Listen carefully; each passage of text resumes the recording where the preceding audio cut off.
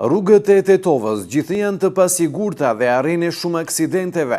Aksidenti i radhës është regjistruar në njërën prej rrugëve kryesore të qytetit të Tetovës, atë të Ilindenit të njëjtën mbrëma rreth orës 23.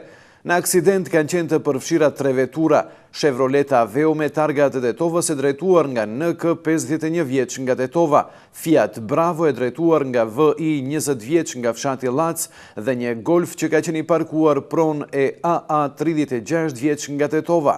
Policia e Tetovës njofton se drejtuesi i veturës Fiat, duke te kaluar ka goditur në Chevroletin dhe është rrokullisur, kurse më pas Chevroleti ka goditur Golfin.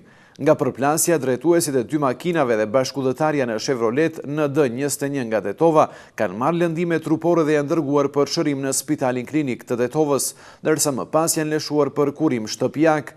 Policia ka dalur në vendngjarje dhe ka kryer hetimet, ndërsa dëmi i këtij aksidenti llogaritet rreth 150.000 denar.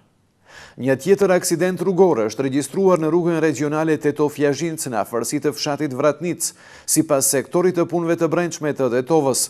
Aksidenti ka ndodhur rreth orës 9 kur vetura Ford Transit me targa të Tetovës e drejtuar nga 21 vjeçari SШ nga Tenova ka humbur kontrollin, ka goditur në breg dhe më pas është rrokullisur. Gjatë aksidentit, vozitësi SŠ ka marrë lëndime të rënda trupore dhe më pas është dërguar në Spitalin Klinik të Tetovës, kurse për shkak të lëndimeve serioze është transferuar në klinikat e Shkupit.